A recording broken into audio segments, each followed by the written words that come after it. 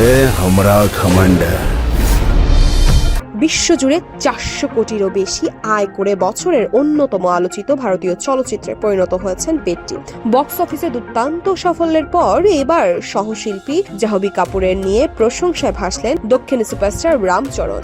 সম্প্রতি মুম্বাইয়ের আয়োজিত এক অনুষ্ঠানে ছবির সাফল্য, স্পোর্টস ড্রামা, ঘরানার জনপ্রিয়তা এবং সহশিল্পীদের নিয়ে খোলামেলা কথা বলেন অভিনেতা। স্পোর্টস ড্রামা ঘরানার সিনেমার প্রসঙ্গ টেনে রামচরণ বলেন, প্রথমেই সালমান খান ও আমির খান স্যারকে ধন্যবাদ জানাতে চাই। সুলতান ও দঙ্গলের মতো সিনেমার মাধ্যমে আপনারাই এই ধারার চলচ্চিত্রের জন্য নতুন পথ তৈরি করেছেন। আপনাদের সাফল্য আমাদের সাহস ও আত্মবিশ্বাস জুগিয়েছে। তবে অনুষ্ঠানের সবচেয়ে আলোচিত মুহূর্ত ছিল জাহ্নবী কাপুরকে নিয়ে রামচরণের মন্তব্য।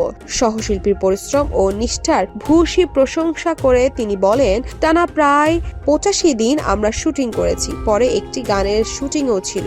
আমি খুব বেশি প্রস্তুতির সুযোগ পাইনি, কিন্তু জাহ্নবী এসে আমার চেয়েও 100 গুণ ভালো পারফর্ম করেছে। জাহ্নবীকে চুপা রুস্তম আখ্যা দিয়ে রামচরণ আরো বলেন, ও কাউকে কিছু না জানিয়ে চুপচাপ অনুসরণ করেছে, শিখেছে এবং নিজেকে প্রস্তুত করেছে। সত্যি বলতে আমার জীবনে এত পরিশ্রমী মানুষ খুব কম দেখেছি।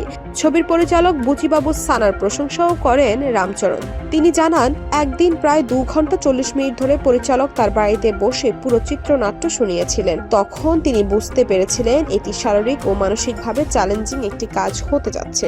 রামচরণের ভাষায়, এটি এমন একজন মানুষের গল্প যে নিজের পরিচয় খুঁজে বেড়ায়। পেডি মূলত আত্মপরিচয় ও আত্ম অন্বেষণের গল্প। অন্যদিকে জাহ্নবী কাপুর জানান, 2 বছর ধরে ছবিটি নিয়ে কাজ করতে গিয়ে পরিচালক বুচিবাবু সানার সঙ্গে তার বিশেষ বন্ধুত্ব গড়ে উঠেছে। মজা করে তিনি বলেন, বাইরে থেকে তাকে খুব শান্ত মনে হলেও তিনি ভারতের সবচেয়ে রাউডি পরিচালক। এখন দিনে অন্তত একবার তাকে ফোন না করলে আমার চলে না। জাহ্নবী প্রশংসা করছেন পরিচালক বুচিবাবু সানাও। তার মতে, এই ছবির জন্য জাহ্নবী যেন একাই অভিনেত্রী।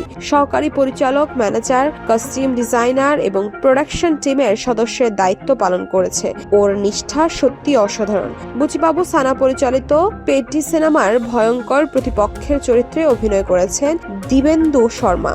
এছাড়া গুরুত্বপূর্ণ চরিত্রে রয়েছে বোমান ইরানি ও রজতাভ দত্ত। গত 4 জুন হিন্দি ও তেলেগু সহ একাধিক ভাষায় মুক্তি পাওয়া ছবিটি ইতিমধ্যে বিশ্বজুড়ে 400 কোটির বেশি আয় করেছে।